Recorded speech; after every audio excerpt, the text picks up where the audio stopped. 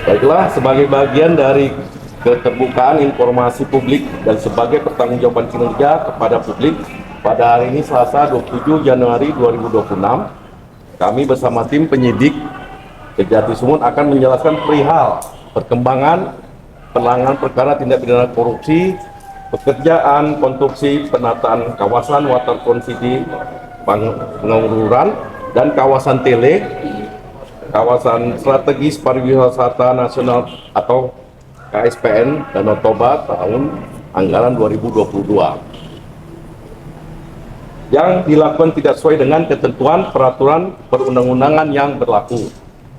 Untuk lebih komprehensif mengenai teknik perkaranya, mari kita cermati bersama-sama keterangan pers dari Kepala Seksi Penyidikan atau tim penyidik perkara ini.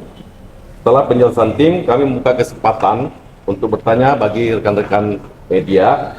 Demikian sementara dari saya. Terima kasih kepada tim penyidik, kami persilakan. Baik, terima kasih. Assalamualaikum warahmatullahi wabarakatuh. Selamat sore dan salam sejahtera untuk kita semua. Terima kasih rekan-rekan media yang sudah hadir pada hari ini. Kami akan mengumumkan yaitu salah satu dari penyidikan yang sudah kami laksanakan terkait pekerjaan konstruksi penataan kawasan Waterfront City Pengururan dan kawasan Tele, kawasan strategis pariwisata nasional KSPN Danau Toba tahun anggaran 2022.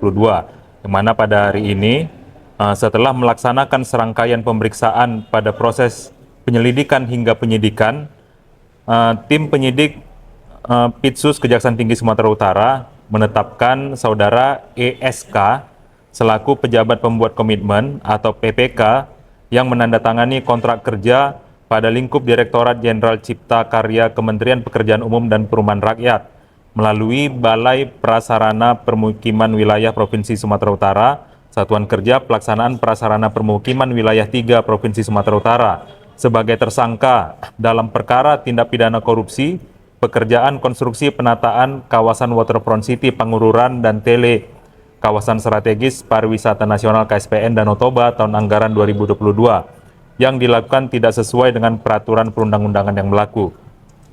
Penetapan tersangka tersebut dilakukan setelah tim penyidik menemukan minimal 2 alat bukti yang cukup. Perbuatan dan peran tersangka ESK selaku PPK diduga tidak melakukan tugas dan fungsinya dalam mengendalikan dan mengontrol kegiatan sebagaimana dalam kontrak kerja.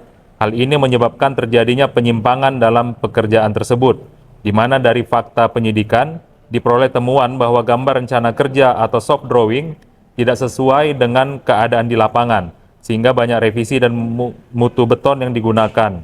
Terdapat K125 dan K300 yang tidak ada PO dan tidak sesuai dengan RAB. Hal ini menjadi tidak sesuai dengan kontrak yang ditetapkan, sehingga menimbulkan kerugian negara yang diperkirakan mencapai kurang lebih 13 miliar 185.197.899,60 rupiah. Namun untuk kerugian negara real masih dilakukan penghitungan oleh ahli. Dari uraian perbuatan tersebut, tim penyidik menjerat tersangka dengan dugaan melanggar pasal 2 ayat 1 subsidiar pasal 3 junto pasal 18 Undang-Undang Nomor 31 Tahun 1999 tentang pemberantasan tindak pidana korupsi, sebagaimana telah diubah dengan Undang-Undang Nomor 20 Tahun 2001 tentang perubahan atas Undang-Undang Nomor 31 Tahun 1999 tentang pemberantasan tindak pidana korupsi, junto pasal 603, 604, junto pasal 20 Undang-Undang Nomor 1 Tahun 2023 tentang Kitab Undang-Undang Hukum Pidana.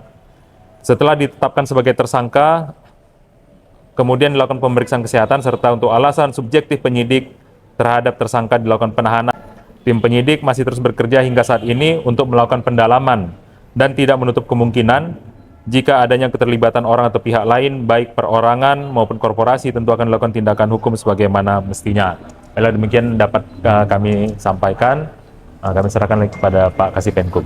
Baik, demikian tadi secara ringkas keterangan yang disampaikan oleh Kasih Penyidikan Kejati Sumut.